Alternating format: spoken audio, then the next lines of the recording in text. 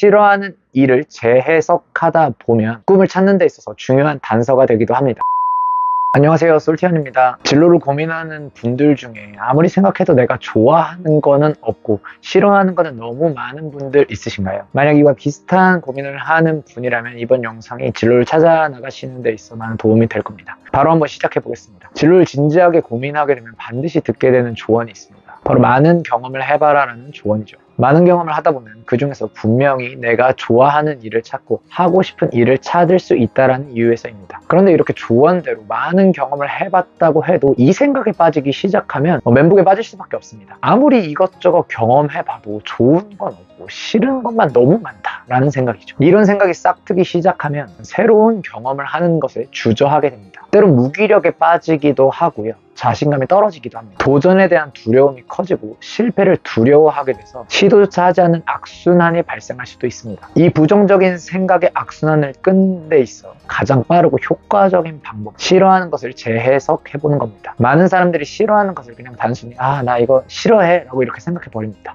난 반복적인 업무가 싫어, 난 발표하는 게 싫어, 이런 식으로 말이죠. 그러나 이런 싫어하는 감정을 재해석해 봄으로써 내가 정말로 좋아하는 것을 발견할 수 있습니다. 해리포터의 작가 조앤 롤링은 작가가 되기 전에 리서치, 비서, 영어교사 등등 여러 가지 직업을 전전했지만 다 실패했습니다. 싫어하는 일을 해야만 하는 상황에 빠져서 좌절하기도 하고 우울해하기도 했죠. 그 과정에서 실업자가 되어서 정부 지원금을 받아서 딸을 키워야만 하는 극단적인 상황에 몰리기도 하지만 포기하지 않고 자신이 싫어하는 일들을 다시 되돌아봤습니다. 그리고 자신이 정해지고 틀에 박히고 반복적인 업무를 정말로 싫어한다는 것을 알게 됩니다. 그리고 이후에 그와 반대되는 창의적인 일인 글쓰기를 정말로 좋아한다는 것을 깨닫게 되었고 글쓰기에 몰두해서 결국은 세계적인 작가가 됩니다. 싫어하는 일은 그 자체로 놔두면 그냥 싫어하는 일일 뿐입니다. 생각하기도 싫은 그냥 피하고 싶은 일이죠. 하지만 싫어하는 일을 재해석하다 보면 꿈을 찾는 데 있어서 중요한 단서가 되기도 합니다. 싫어하는 일이 무엇인지 알게 되는 것도 결국은 나 자신에 대해서 더 많이 알게 되었다는 것이고 자신에 대한 이해도가 높아지면 내가 정말로 좋아하는 일이 무엇인지 발견하게 될 확률도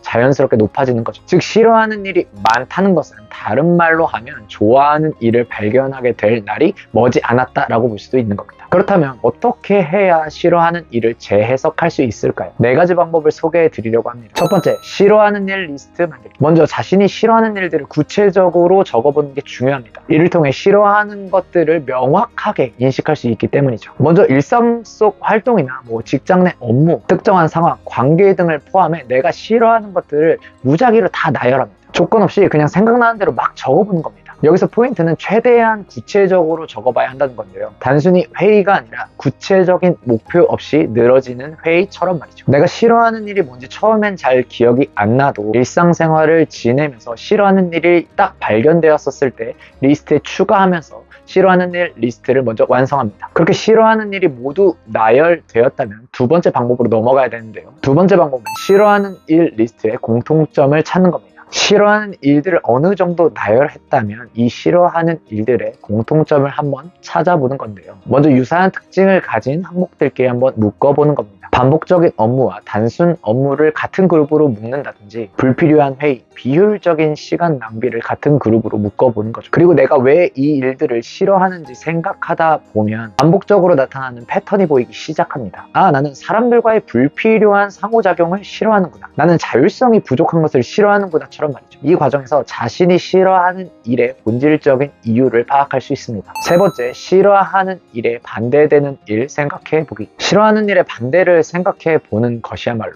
내가 좋아하는 일을 찾는 데 있어서 굉장히 중요합니다. 예를 들어 내가 반복되는 업무를 싫어한다면 그 반대되는 창의적인 업무를 좋아할 수 있고 지루한 회의를 싫어한다면 목적이 명확하고 구체적인 일을 좋아할 수 있죠. 여기서 연상되는 직업이나 활동을 찾다 보면 좀 더 나에게 맞는 일을 찾아낼 수 있습니다. 사람들과의 잦은 상호작용이 싫은 나는 독립적으로 일하는 것을 좋아할 수 있고 이와 관련된 작가나 번역가, 연구자, 데이터 분석가와 같은 일을 선호할 수 있고 반복적인 일이 싫은 나는 창의적인 일을 선호하며 이와 관련된 카피라이터나 콘텐츠 크리에이터와 같은 일들을 좋아할 수 있는 겁니다. 이렇게 싫어하는 일과 반대되는 일을 생각해 봄으로써 내가 어떤 일을 좋아할 가능성이 높은지를 예측할 수 있습니다. 네 번째, 다시 실행해보기. 싫어하는 일을 나열하고 재해석해보고 반대되는 일들을 생각해본 후에는 반드시 이를 다시 실행해봐야 합니다. 처음부터 큰 변화를 시도하기보다는 작은 목표를 설정하고 실천해보면 됩니다. 내가 창의적인 업무를 좋아할 것 같으면 작은 프로젝트를 기획해서 실천해보는 것처럼 새로운 활동이나 일을 시도해보고 이에 대한 자신의 반응을 살펴보는 거죠. 이렇게 시도한 일이 설령 맞지 않더라도 조정하고 조금씩 수정하다 보면 실제로 자신에게 맞는 일을 반드시 찾아낼 수 있습니다.